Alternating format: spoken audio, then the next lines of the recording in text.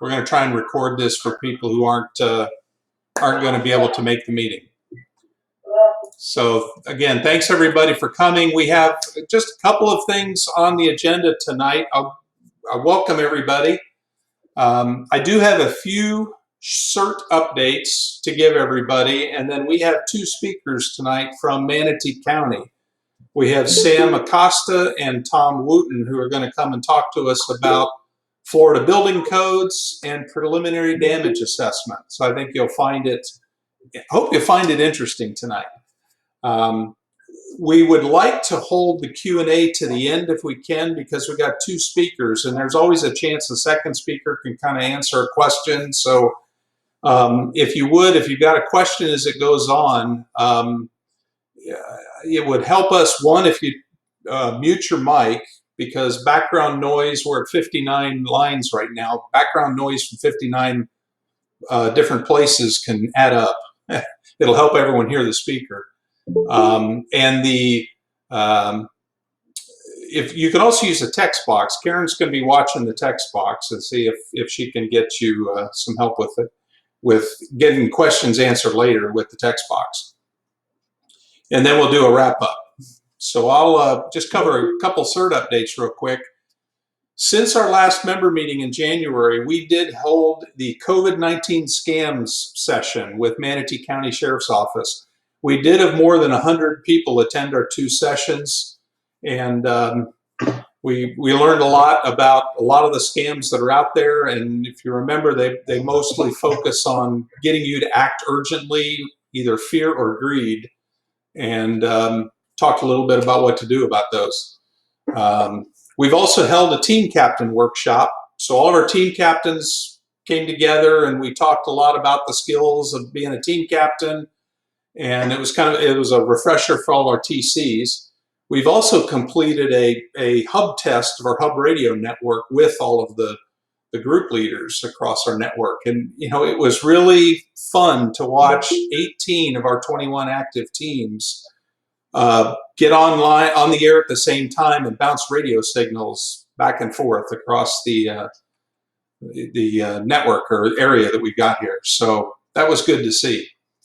Upcoming, we have a hurricane prep session with the subtitle "Keep Your Home and Family Safe."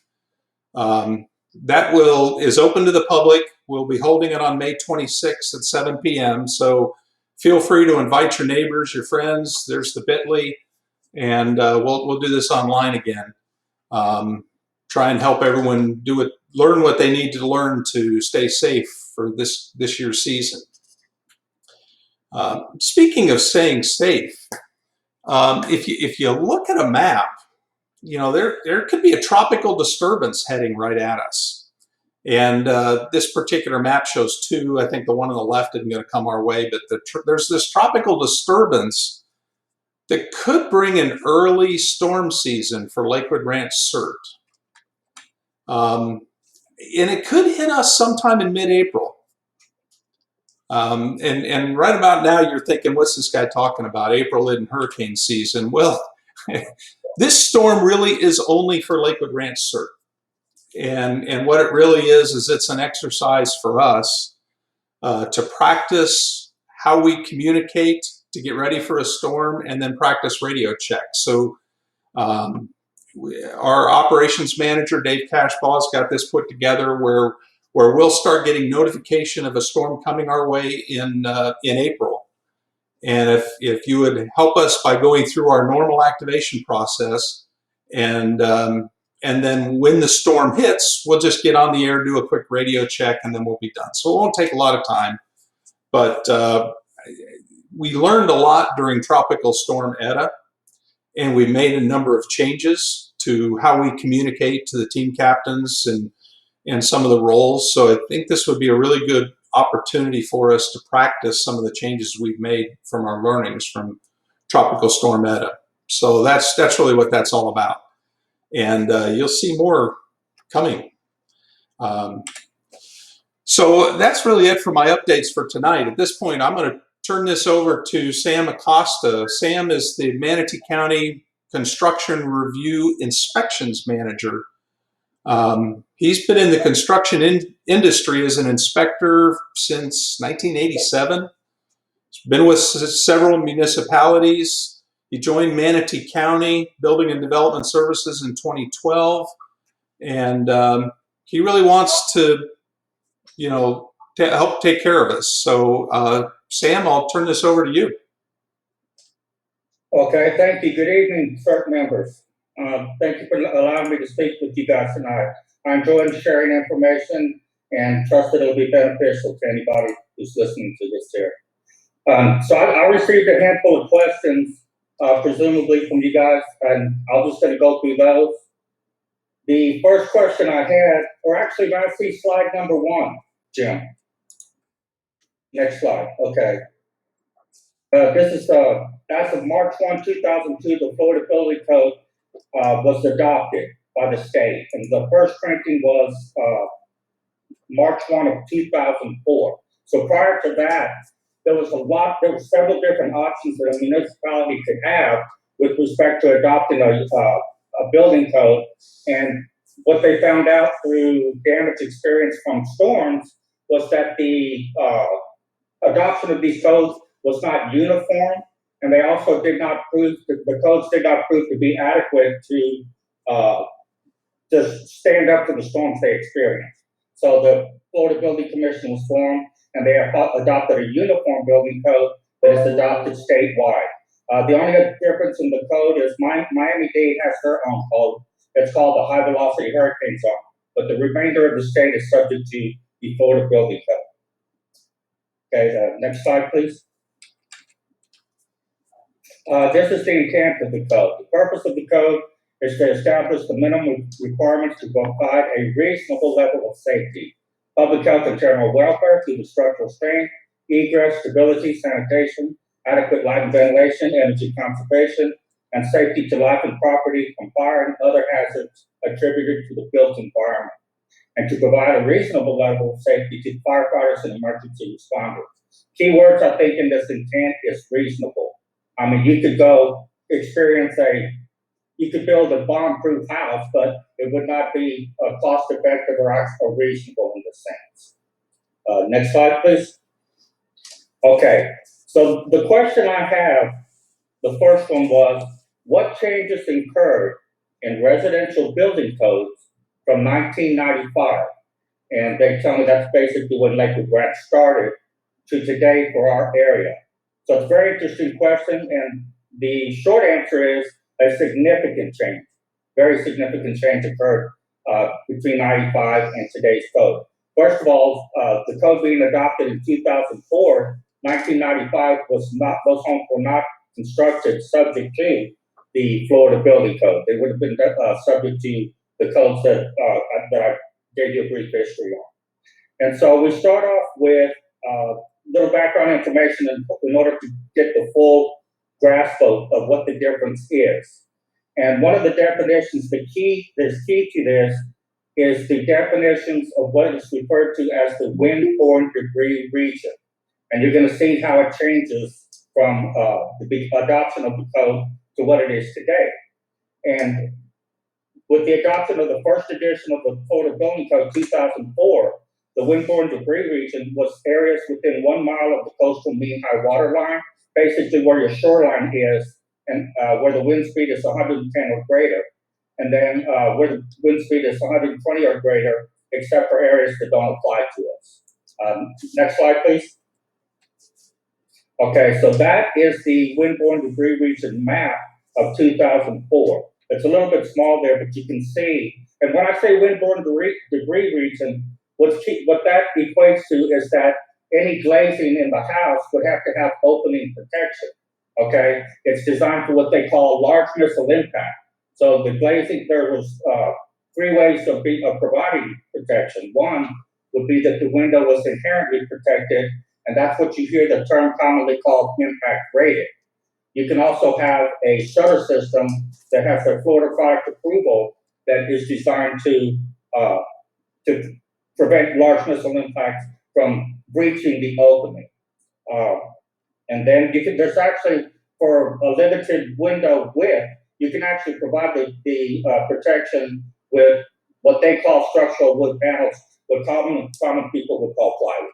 So there's actually a method of attaching plywood to your home to provide a economical way of meeting the windborne debris region, the opening protection requirement. And you can see with the adoption of the code in 2004, which was the first edition again, you see the shaded area is basically what is windborne debris region. In other words, any structures built in that were permitted after the adoption of that code, that glazing would have to have opening protection. And you can see it covered roughly half of Manatee County. So keep that in mind. That's 2004, first adoption of the windborne debris region. Started out at areas within 1 mile of the coast, and then 110 mile an hour and larger and greater. Next slide, please. There you go. This is the 2007. The Florida Building Code is amended every 3 years. So you see from 2004 to 2007, we get a new wind speed map.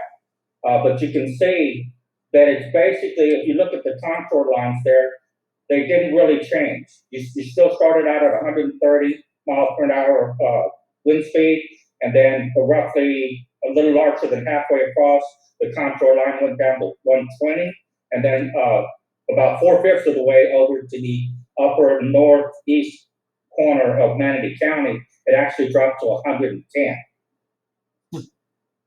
Okay, next slide.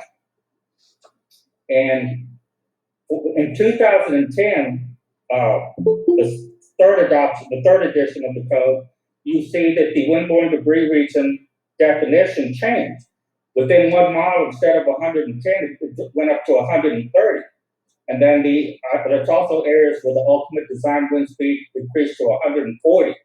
So at a glance, you might say, oh, wow, that got Manatee County out of the windborne debris region. But actually what happened is the wind speed maps changed to where they increased from the coastal line so that it still stayed in that. When I say ultimate design wind speed, hurricanes are not a consistent wind speed. If they'll fluctuate from, like if they're coming at 90 miles per hour, you might have what they call a 3-second gust of say 110. And that's what that ultimate wind speed is. That's not a sustained wind. That's a gust, a 3-second gust, they used to call it, that 140. So you might be looking at a sustained wind of 110 or maybe even 100, okay? Next slide, please. The wind speed for today's code pretty much remains the same from the 2010 edition. By definition, all of Manatee County became a windborne debris region with the adoption of the third edition of the code, 2010. So although the wind speeds increased, that was insignificant, but to me, the more significant design criteria was the fact that the windows had to be protected. They could not be breached in the event of a storm. Again, windborne debris region means that the glazing requires opening protection. And next slide. There's the 2010 edition. You can see instead of shading the area that shows where the windborne debris region is on the map, you pretty much have to go back to the definition. But you can also see the contour lines on that. The wind speed at the coastline jumped up to 150. And then pretty much at the far eastern side of Manatee County, it went to 145. And that map allows you to interpolate. In other words, if you start out at the coast, at the water's edge, and go halfway across, you can actually design for 145. What difference there is at 5 miles per hour when we're talking 145 and 150, I do not know, but designers seem to think it means that they make a difference. Okay, next map, 16. This is risk categories. It's kind of difficult to read. It's a little small right there, but the wind speed design for structures is a function of what is referred to as the risk category. So if we have an accessory structure like a shed, that represents a rather low risk to human life in the event of failure. So it's given a risk category of 1, and the wind speed design, it drops to 140. When you get into risk category 3 and 4, you're talking about buildings that represent a significant hazard in the event to human life in the event of loss. You're talking like hospitals, communication towers, fire departments, and stuff like that. So those actually have a higher design wind speed. It also includes assembly occupancies and even schools, because schools, a new school built today has to function as a shelter. And so they're designed for upwards of 160 mile an hour, 170 mile an hour, so that they can function, so they can survive a storm and function as a shelter. Everything else are single family residences, or everything else that is not 1, 3, and 4. So their design wind speed for today is 150 miles per hour. Next slide, please.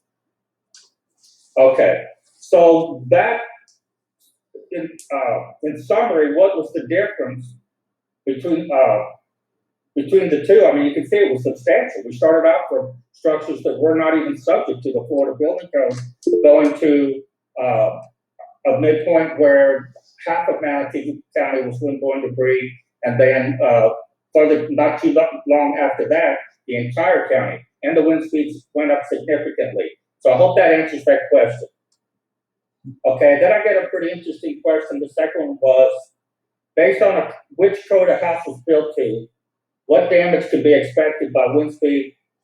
For example, will all homes built after 2004 withstand a Category 3 storm without much interior damage? And a Category 3 hurricane, the wind speeds range from 111 to 129.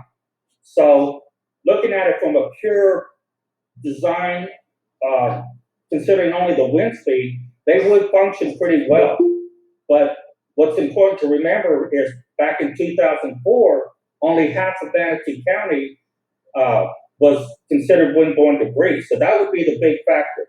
If you had a house that was designed with opening protection, I think it would perform really well, because the wind speed is 129. The wind speed design criteria was 130. So to me, it's more a function of whether it was in the windborne debris region and had opening protection or not. A home that was not in the windborne debris region, or at the time it was permitted, could easily be really fortified by making the openings protected. Again, through a shutter system, replacing the windows, or providing structural wood panels. Another thing to keep in mind is any home that was built prior to the code, prior to the adoption of the 2004 code, when you have that roof recovered, the sheathing on the roof has to be retrofitted to today's nailing pattern. So that's a big plus. That's a big plus if you've ever had a roof done up to a home that was not subject to the Florida Building Code. That roof sheathing will be mitigated to meet today's code. And that's a big portion of your structural integrity of the home, because your plywood acts like a diaphragm, and it keeps the whole system from racking. You know, imagine you had nails every 1 foot, you would have nowhere near the diaphragm that would be required today, which is 6 inches on center. And it's also a larger nail. It's a ring shank nail. So the extraction of that nail is much greater. The force it would take to extract it is much better. Plus the nailing pattern is tightened up. So I hope that answers that question. 3. Then this next one got me thinking, because I had to look some stuff up. It says, are present codes designed for an EF1 or EF2 or tornado? So I had to dig into that. I never really got too much into how they rate, or what wind speeds tornadoes is, whether like the hurricane Category 2 and all that stuff I was fairly familiar with. But I had to go to this.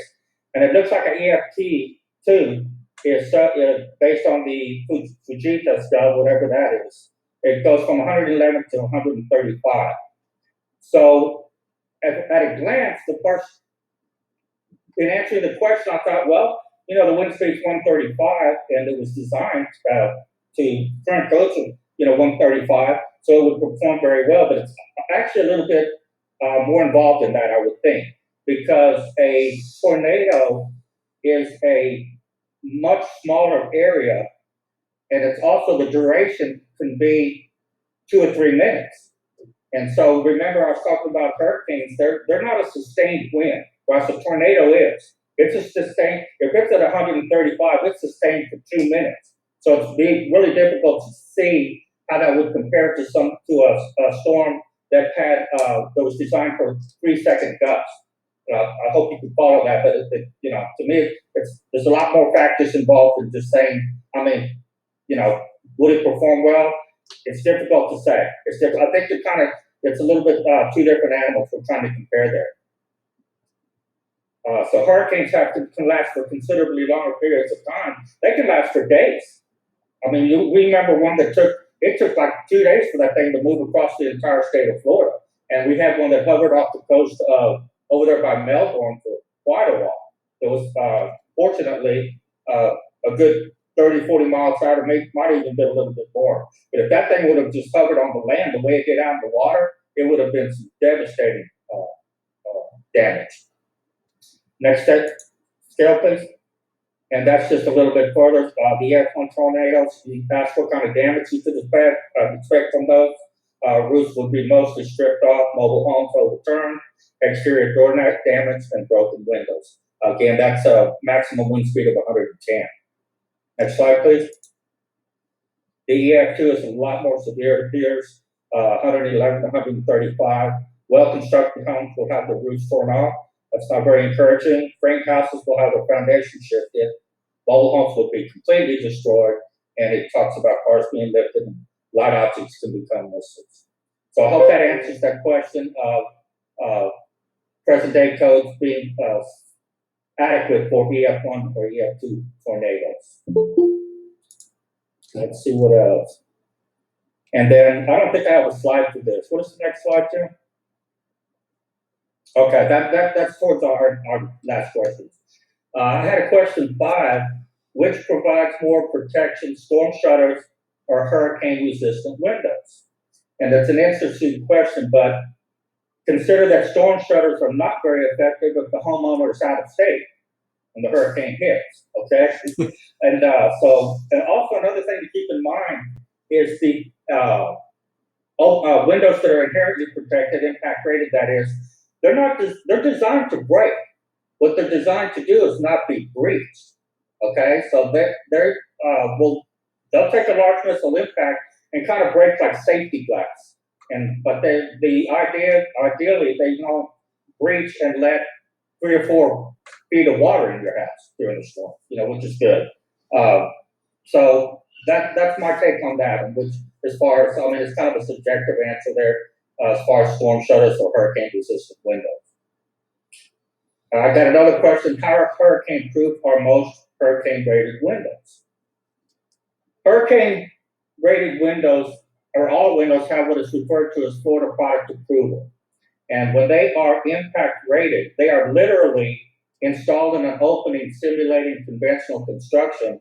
And they have a 2x4 framing member of a specific size, I forget, and it's actually shot out of an air can into these windows. And so they have to survive or pass that test. So my answer is they're pretty effective. They're quite effective. Again, what's important to keep in mind is the glazing will break. And it's almost the cost of replacing a window. But again, it's a lot less damage to your home than letting all that water in. And number 7, I had a question. How should the lanais be prepared for a Cat 3 storm? And I presume they're talking about aluminum structures, because the follow-up question is, should screens be removed or cut? The code actually allows for aluminum structures to be designed contingent on the fact that the screens would be removed in the event of a storm. And what that does is it reduces the load that the framing members would experience when you take out the basically considered a cell, that's transferring that load to the framing members. If you ran out and cut them out, you'd have more of an open structure, and the only, the area that framing member would be transferring wind to would be only the width of the framing member itself. So, and that only applies, that design criteria being contingent on removing the screens would only apply to a screen room where the roof is 100% screened. So if you had what they call those insulated panels, that would not, you're not allowed to design one with the, contingent upon cutting out the screens. I hope that takes care of that question. And I got a question about what's the best way to fortify a garage door with windows? And how much of a difference does installing the garage door bracket supports before Hurricane May? In my opinion, it would make a very large difference, especially if the door was over an opening of a two-car garage, which would be like 16 feet wide. I think breaking that the span by half would be a big benefit to it. As far as protecting the windows, if it's a wood door, you could screw plywood panels over that glazing, and after you remove them, it wouldn't take much to repair those holes. If it's an aluminum door, a metal door, you'd have to aim at getting that into the framing members. It'd be a little bit more involved, and I don't know how much of a mess you could create putting those holes in the aluminum and trying to repair it. Let's see. And somebody asked, do I need to do something special to protect my double front door from blowing in on a 1998 house? Again, 1998 house was pre-adoption of the first edition of the Florida Building Code. It would probably have no consideration for the design criteria that would be required in the 2004 adoption. So any kind of protection you could put over it, including plywood panels, would be, in my opinion, a big benefit. And I think that wraps up all the questions I have. I believe we're going to go into the damage assessment part. Anybody has any questions at the end, we can answer them. And also, I left my contact information should anybody think of anything further down the road. Okay. What do you think, Jim? Thank you.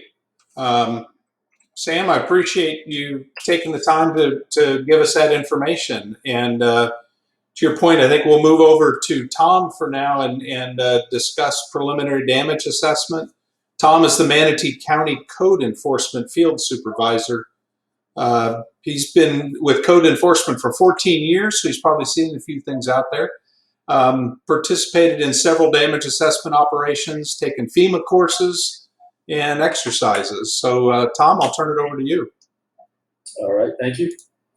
Good evening, everyone. Thank you for allowing me to speak with you tonight. If you have any questions when we're done, Sam and I will work together to answer them, and anything down the road, feel free to contact me as well. When we have an event, after an event, local and state resources may become overwhelmed, and a request for federal assistance is sent to the FEMA regional office. To measure an estimated need to assist the local and state constituents, a PDA will be made, which is a preliminary damage assessment. Note, even in the event of an expedited declaration. Next slide. So just kind of a quick overall process. The state needs assessment, the local PDA to survey the impacted areas. We work with joint federal and state PDA. The governor requests a declaration, regional validation and recommendation, presidential disaster declaration, joint field office, state and federal partnership response and recovery. Next slide. PDA is a simple process, but the value of this process has far-reaching effects. Next slide. How FEMA describes the dwelling types: you have your single-family residential structure designed to host one family, sharing no walls or structural elements with another dwelling. You'll see some of the pictures there that show damage from different storms in different areas. You have multi-family residences. It's a residential structure designed to host more than one family, potentially sharing a wall or structural elements with another dwelling. And again, these pictures there are from previous storm events. Manufactured housing, a residential structure with no permanent foundation that may be readied for mobile transport. Businesses, a structure whose sole use is that of commercial, industrial, or professional enterprise. Next slide. Visual observations. Accessibility is the structure accessible to the PDA team. Surroundings. Observe the area surrounding the facility for debris, floodwater, or other impacts. Habitable. Is the structure safe and habitable? The foundation. Observe the structure's foundation to determine structural integrity. And the sidewalls. Identify flood levels, damaged siding, and utility connections, etc. Next slide. Visual observations continued. The roof, damage in trees on roof, shingles missing or sections damaged or missing. The interior, flood damage, contamination, drywall damage, ceiling or other damage. Appliances and furniture. What is the status of the large appliances and household items? Personal items, usability of clothing and personal items. Preliminary damage assessment concepts. Habitability. Habitable, sustain minimal or no damage, safe, sanitary, functional, and suitable for dwelling. Non-habitable, not safe, unsanitary, unfit to occupy. Again, more pictures. Degrees of damage. We have minor. Minor damage exists when the home is damaged and may be uninhabitable, but the damage is not structural in nature. Next slide. Major. Major damage exists when the home has sustained structural or significant damage, is uninhabitable, and requires extensive repairs. Degrees of damage FEMA conventionally built. Affected, waterline and unfinished basement. Minor, waterline and unfinished basement. Waterline damages mechanical components. The waterline is less than 18 inches in an essential living space. Major damage is waterline above 18 inches, basement pool with water on first floor, and destroyed is a residence that is imminent threat of collapse because of disaster-related damage or confirmed imminent danger, impending landslides, mudslides, or sinkholes. Manufactured housing degrees of damage. Affected is damage to the skirting, flooding, and non-flooding. Minor, water touching the floor system. Major, water covering floor system and living space, 50% or more of non-structural components, flooding and non-flooding. Destroyed, water at the roof line, compromised roof frame, flooding, and non-flooding. This is a sample sheet that we had to use previous years, even when Irma came through. So what we would do as a damage assessment team, we get the information from multiple sources. We have the EOC, Emergency Operations Center, that gives us areas where people are calling in, where there's a lot of damage. So we would have to go and check all these different areas, and when we find damage, fill this out by hand. After Irma, we literally spent weeks, and we had, I think, 12 officers at the time, and we drove down every street in Manatee County. And what we do first is called a windshield inspection. So when we get these areas identified, we go check to see how bad the damage is, and we make note of these areas. Then we do the preliminary damage assessment where we go back and we score it on the type of damage. Fortunately, our IT department and others have come up with a website that we use on our iPads to where everything we do now, we can score it, we can locate it, we can pinpoint the addresses, all on the iPad. Just touch of buttons. That's all we got to do now to do the damage assessment. It's a lot faster, obviously. Takes less time, less effort. We can move faster than writing it all in address by address by address. So we have a GIS map on that website where we will assign a general area to each person that's doing the damage assessment, and it's their responsibility to check every street, road, avenue in that area. So fortunately, we've come a long way just in the last couple of years, and we practice with that several times. We do several exercises just prior to hurricane season so that everyone's up to speed and ready to go in case we need to use it. The next slide. Florida Building Code wind mitigation preliminary damage assessment. I think we're to the Q&A. Is that the end of? I think that was the end of your slides, unless we. I thought there was another one. Uh-oh. Let me pull mine up.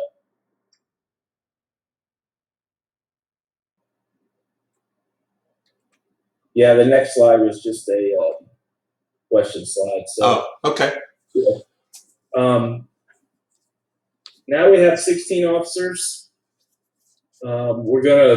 We keep growing as the county's growing and the building's growing.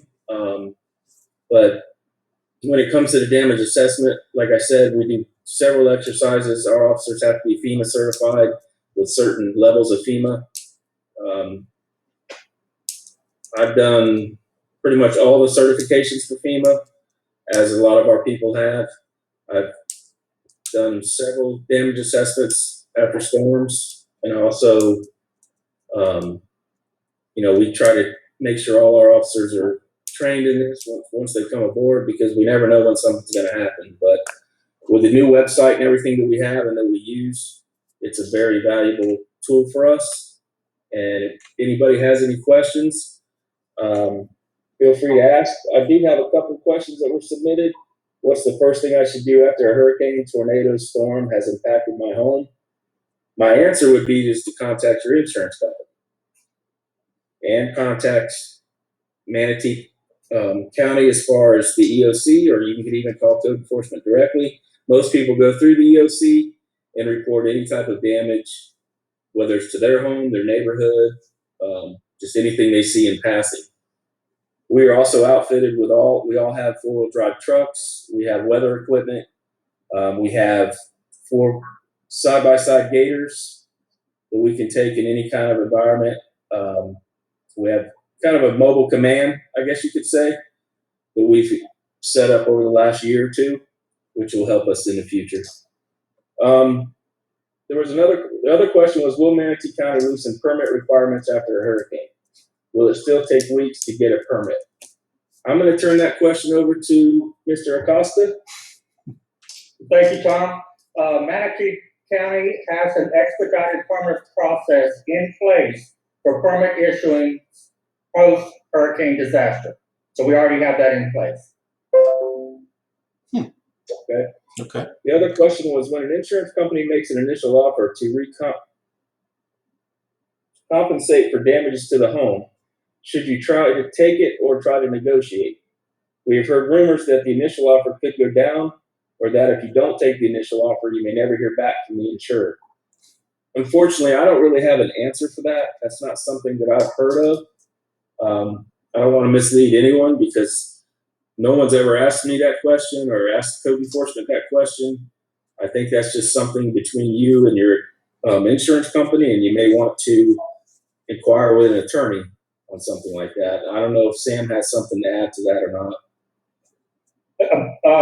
It seems to me that if I were in the position, I think I'd want to receive some bids before I accepted any offer from the insurance company, especially if there was nothing in there that said it could be revised should the actual cost be more than what they offer. But I'm with Tom. It seems to be a question that might be better directed towards an attorney. And I also would like to add that we deal with unlicensed contracting. We investigate cases, and we catch someone and we can prove they did it. We serve them a notice to appear before a county judge where they receive a $2,000 fine. Any violations after that is a felony. When the state is in a state of emergency, it's an automatic felony. We've investigated and caught a lot of guys and businesses out there, the handyman businesses, going around and taking advantage of people during a storm because they want their windows fixed real quick, or their roof, or things like that. So I would always recommend, even in a situation that way, get a couple estimates, get them in writing. When somebody gives you an estimate, it's required to have their state license number on whatever paperwork that they give you. And if you ever have a question about a contractor, please call us. We can look them up for you. You can also look them up on the Department of Business and Professional Regulations under myfloridalicense.com. You can look them up under their business name or their personal name. So please be careful when you're dealing with these folks. That's all I have, Jim. Thank you, Tom. And when you mentioned call us, can people get to you through the 311 number? They can, but I mean, I think Karen has our phone number. Okay, so we'll send that out to everyone after the meeting. Okay. Yes, please do. My cell number's on there too, so even on the email, you can give them my phone number. It doesn't matter how they reach us, as long as they reach us. Awesome. And just one tie, because you're talking about damage assessment, and in CERT we talk about damage assessment, because one of the things we do here is let's say a really bad storm hit our area. We'll use our radios and we'll walk the streets immediately to try and help people. I mean, that's our primary, is give first aid, rescue, protect life, and we'll do a damage assessment to do at that level, but the kind of damage assessment you're talking about is the reconstruction that's going to take weeks after that if the storm is bad enough. And Correct. Ours is for FEMA. Yeah. So similar, but a little different. They happen at different times. So, and we're, we're in the neighborhood, so we're going to do our neighborhood on foot. And, you got your gators. You can cover a lot of ground. Yeah, we can now. We didn't have them before, so we were doing a lot of foot action too. We had one neighborhood after Irma that there were 64 homes in this neighborhood, and 62 of them were affected. Wow. We all had at least 2 to 4 feet of water in each house. Okay. Well, thank you, both of you, for your prepared remarks. I think I'll turn this over to Karen. I think Karen's going to kind of watch the questions coming in and try and help people get questions funneled. So, Karen? Yep. I see a raised hand from Dennis McSherry. Dennis, did you have a question? Nope. How about Kay and Mark? Yes, the question has to do with these 4-story stick-built apartment houses. To what level are those houses built? It's withstanding some sort of wind and water damage that single-story residence can sustain.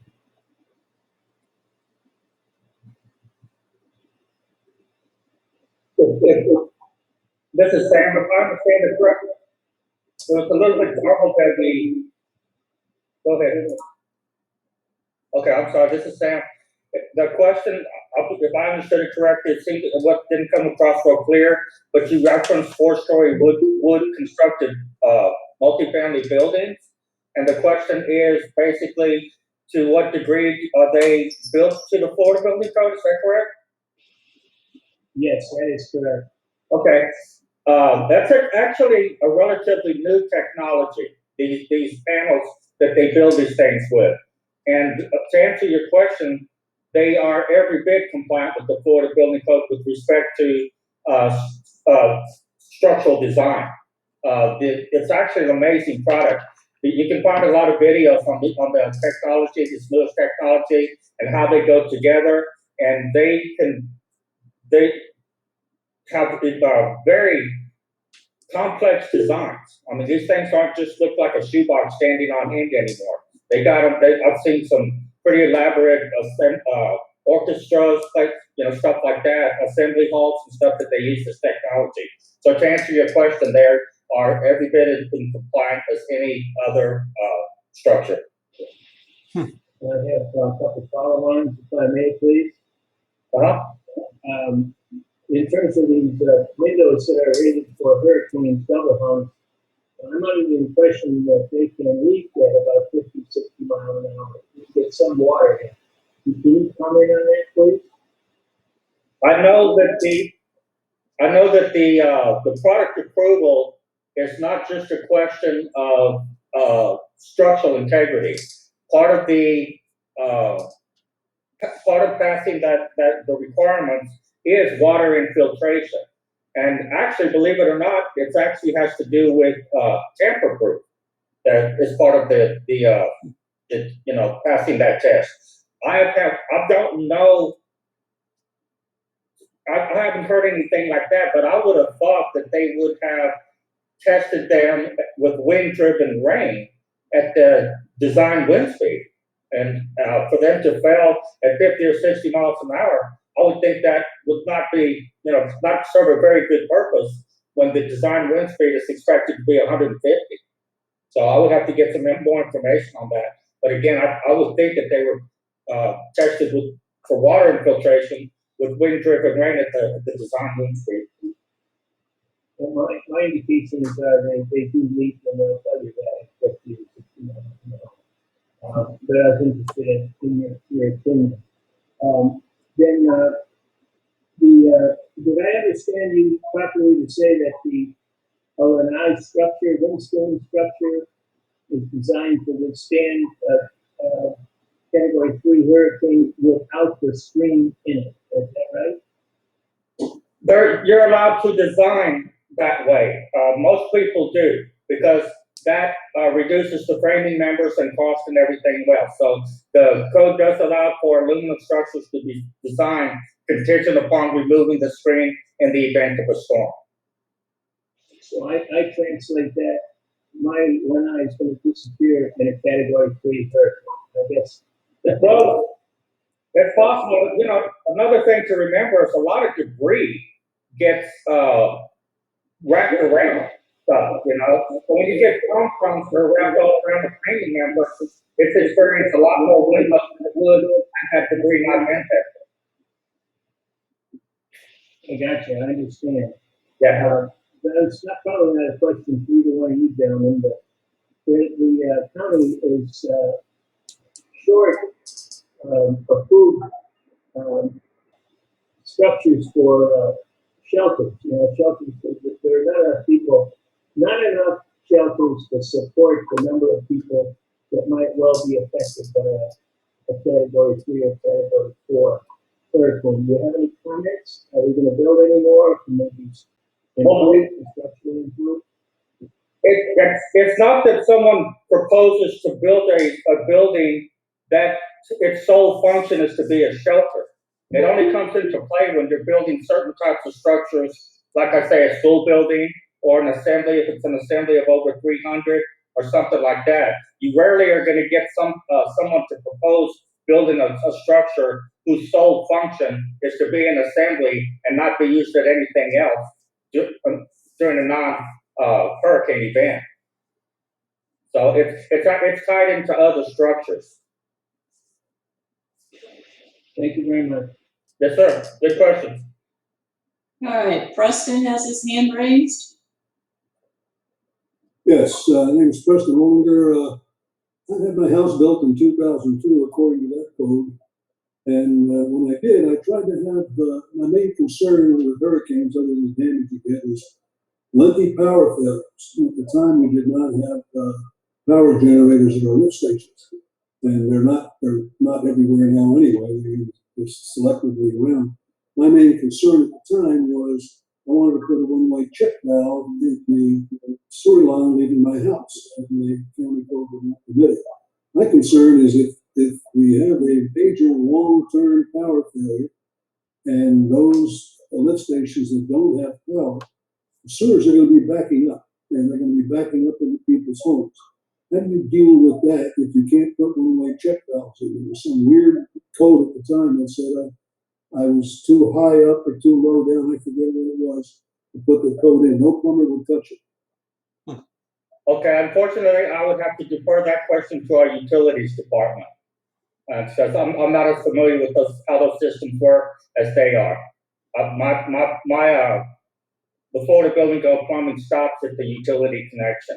So I would have to defer that question to them. Okay, second question. It's an observation. When I built my house when I got involved in CERT in 2005 or 6, whatever it was, I had vertical steel beams put in on my garage door. They screwed into the door and they screwed into the lintel, the concrete lintel, and into the ground. And provided superb up to 300 mile an hour, that was advertised, 300 mile an hour impacts on the garage door, because it was my concern at the time when I used to instruct in CERT that one of the weakest spots in people's homes was the garage doors, and the garage doors blew in to knock over your water heater and your gas line would be all kinds of problems. I haven't noticed anybody suggesting that there was companies that used to do this, and they're not in existence anymore. But I find it interesting that I haven't heard anybody in years talk about putting these vertical steel struts vertically on these large garage doors. I would agree with you that there's a great benefit to having that. When you consider a 2-car garage, that's quite. I think of it like a parachute. If that opening's breached, you have quite a bit of internal pressure being transferred to portions of the home that were not designed for it. Some of the newer door installations used to include having that member in the middle of the span. Now a lot of the doors, supposedly, according to the Florida product approval, can function without that. As far as why you don't see a lot of companies offering that, it's probably a pretty small niche in the market. You know, and it's hard to get that information to people who are interested in it. But I think a simple search on the internet or reinforcing your garage door would probably yield some information along those lines.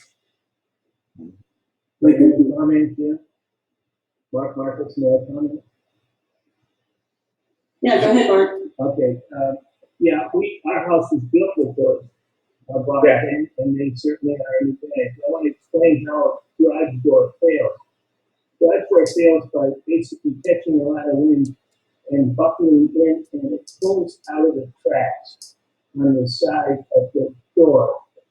It doesn't blow straight in. It just sort of, they collapse inward.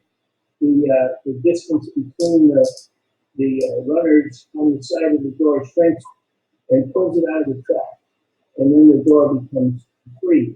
So that center bar is absolutely a major safety feature. But all the new doors today are built with additional struts across the doors.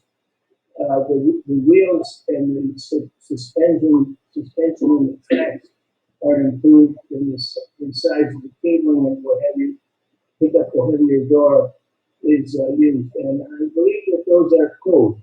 And you can have a door retrofitted for approximately $1,000. They will come out in a very short period of time. Add the structural members across the door, and not necessarily use that vertical. But the vertical piece is difficult.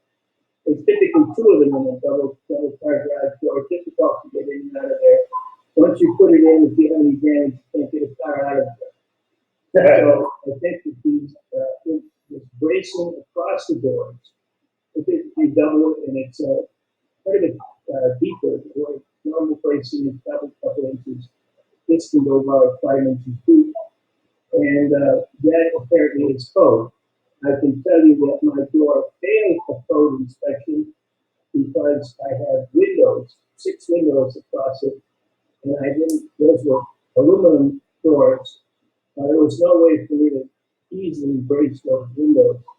And so the door itself might have been coded, the windows weren't in there, but the windows cost me code approval when I went there.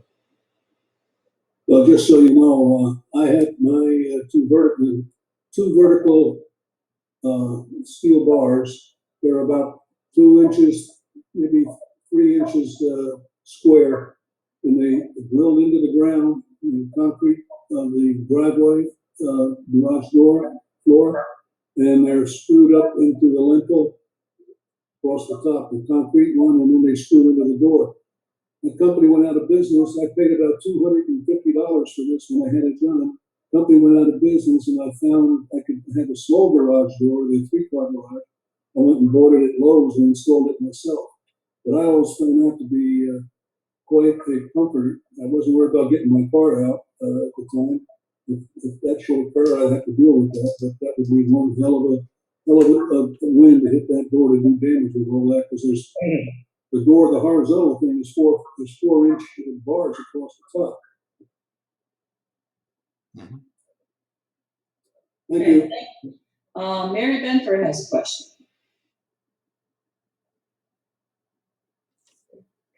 Yes, for those people whose homes weren't built yesterday, what are the most important steps that we should take to protect our homes? I would say if your home was not built subject to the Florida Building Code, or even if it was built to the first edition, but not in the windborne debris region, I would say the biggest benefit you could gain would be to provide opening protection if you don't have it now. Because that to me, first of all, the home wasn't designed for internal pressures, and again, the water causes as much damage as everything. It's interesting to me that there's a significant cost to the design of a home for the structural integrity of it, when in actuality, it has a relatively small chance of experiencing that wind load. But when you talk about water infiltration, it rains 30 inches every year. So yeah, so to answer your question, opening protection would be my suggestion. Thank you. Yes, ma'am. Does anybody else have a question? Got two experts here just waiting to answer your questions. If not, Jim, can you go back into Sam's presentation? There was a section toward the end that I thought was pretty valuable information that I think we skipped over. Yep, that one. Steps to take after a hurricane. Is that the first one? There you go. Yeah, you want to talk to these slides, Sam? Actually, I just did a simple search and found this, and this came from a lot of insurance companies have this input, and obviously you want to document it as best you can, document all the damage, take photos, and it's actually a good idea to take photos of your home pre-damage, like right now. You know what I mean? I mean, you might have furniture or internal, things inside the home that get swept away, and you can't even prove they were there. So that to me would be a good idea. Start with the exterior, checking all that, and move inside and take photos of each room. I thought that was a good idea. And let me see, this should be done immediately after the storm has crashed to prove the damage was actually caused by the storm. Okay, because they'll say insurance companies are not unheard of for them to say, well, the house was open and this came from just a regular rain. The roof was open and then a normal rain came along and caused damage. So you would have proof that to the contrary for that. What's the next slide?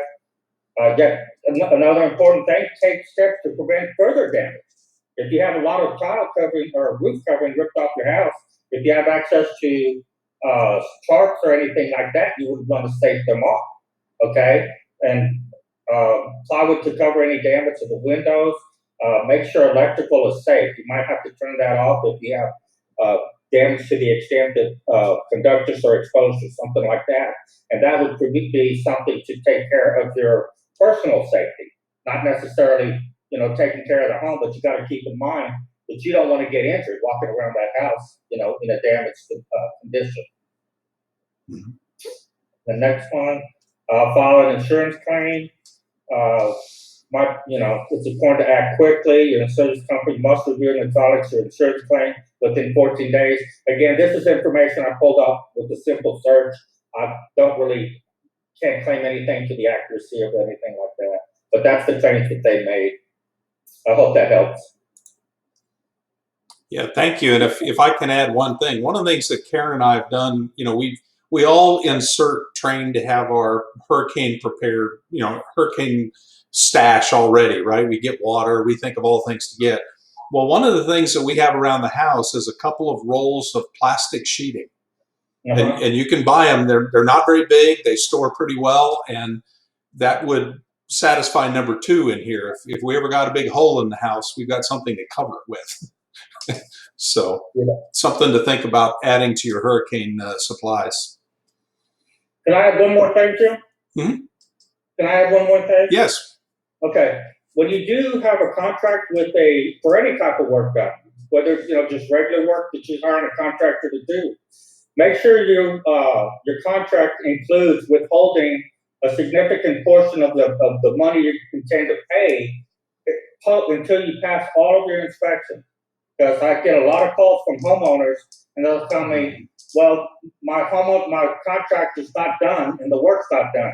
And I ask them, have you paid him in full? Yes, well, then he's done.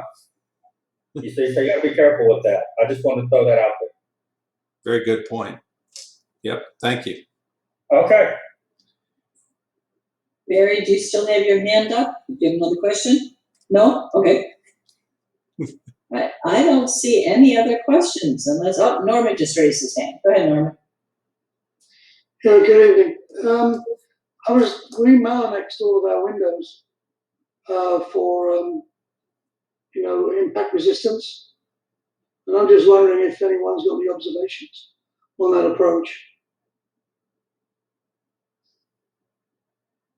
Sam, I'm sorry, sir, say that again, I'm sorry.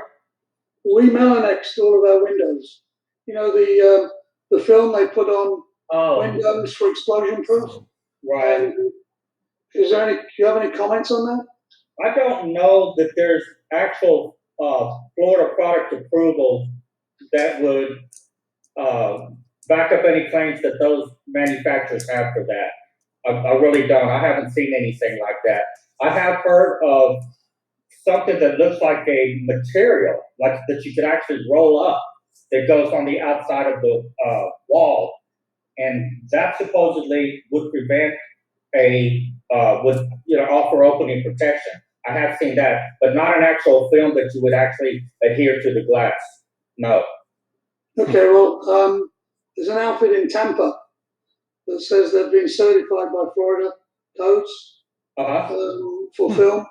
I would ask them for the Florida product approval number, and if they gave you that, if they gave you that, you can contact me and I can find out what that's about. I'll do that. Yes, sir. Because that's the way we put shutters on the front door, but all the windows with Melanex, just because they're impact resistant. They just stop glass shattering everywhere. Correct. Like with the hurricane windows. Correct. They just don't shatter because I believe they're laminated. So they've got a glass, laminate, plastic and glass. So the laminate stops glass being shattered all over the place. Is that correct? Laminated glass is extremely difficult to break. I don't know if you guys remember they used to have, I bought this house that had jalousie windows in the door. Okay, and I took that out and I put in a piece of laminated glass.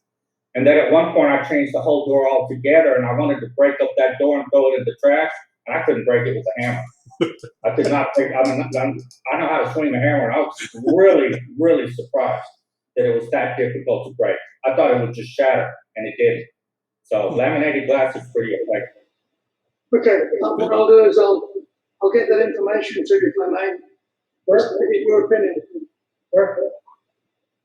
Thank you. The problem with the laminations, if the laminations actually attached to the frame, and impact resistant window is not only physically able to withstand the blow and not blow out the window, the frame has to stay intact.